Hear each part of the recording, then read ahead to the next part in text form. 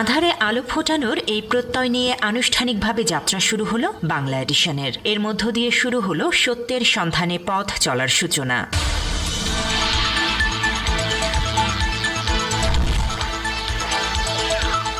জুলাই শহীদ দিবসে জুলাই চেতনাকে ধারণ করে আবু সাইদের স্মরণে উদ্বোধনী অনুষ্ঠানের আয়োজন করেছে বাংলা এডিশন।